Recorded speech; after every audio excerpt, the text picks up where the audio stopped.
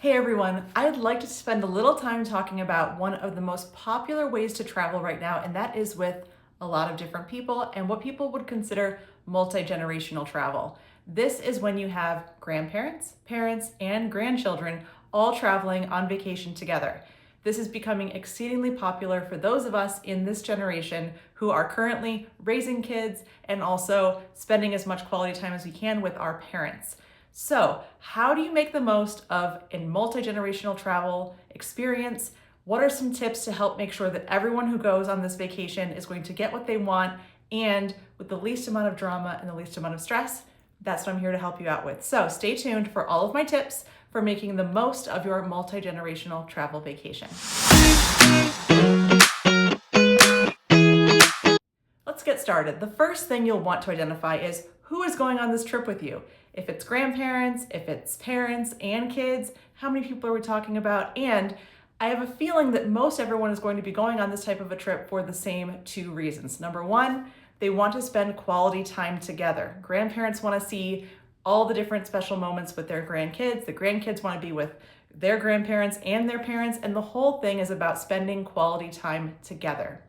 The second reason that you're likely looking at a multi-generational travel experience is because you want to make memories together. It's not enough to just spend quality time together, but you also want to go to a place that is outside of your usual everyday and make memories happen all together as a larger group.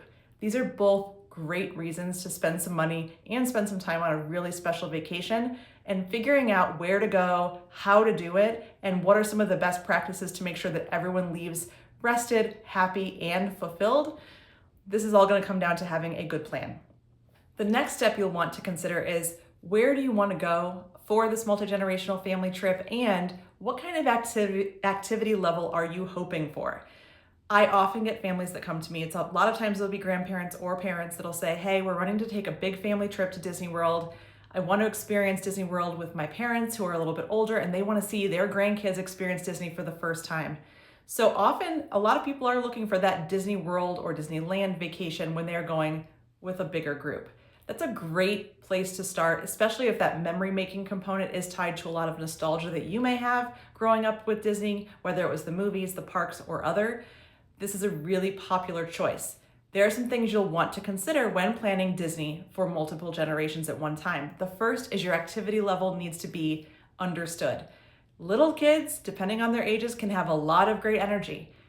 Parents who are aging, maybe into their 60s, 70s, may have a different pace that they want to go through when it comes to going to the parks and choosing a resort.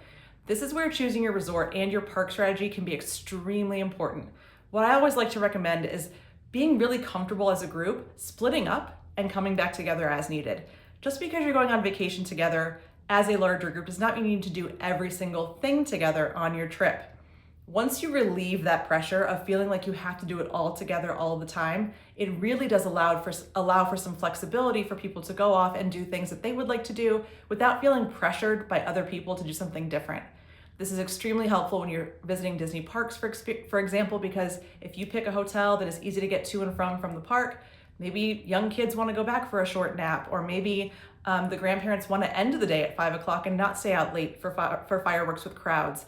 These are all things that can absolutely happen if you give yourselves the grace to just go ahead and say, hey, we're going to meet up for these meals, we're going to spend this part of the day together, and then we're going to split off and do our own thing. This is a really great way to strategize your time and your plans if you're doing something like a Disney World vacation with a lot of people at different paces and different activity levels.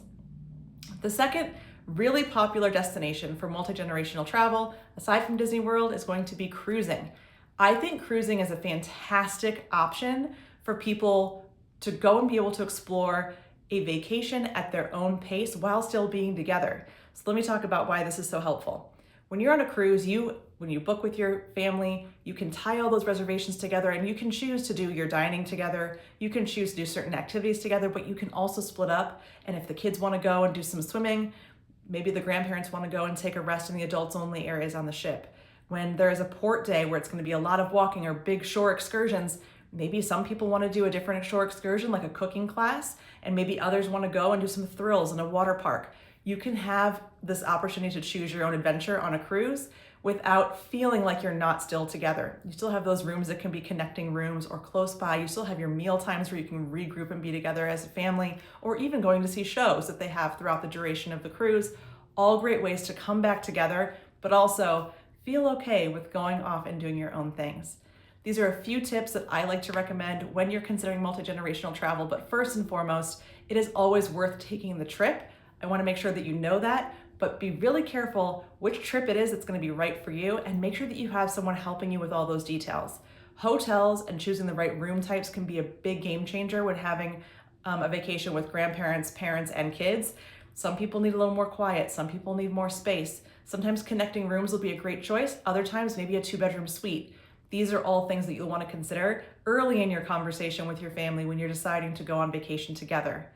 The other best advice I have is really decide early who's going to be that ultimate decision maker, who's paying for the trip, who wants to be the one to make those big decisions in terms of where to stay, who's going to be coordinating all of that for you. That's where I can help as a travel planner, but also figuring out amongst your family kind of who is going to sit in that driver's seat can be a really helpful tool early on so that you don't get frustrated or feel like you have too many cooks in the kitchen as you're planning.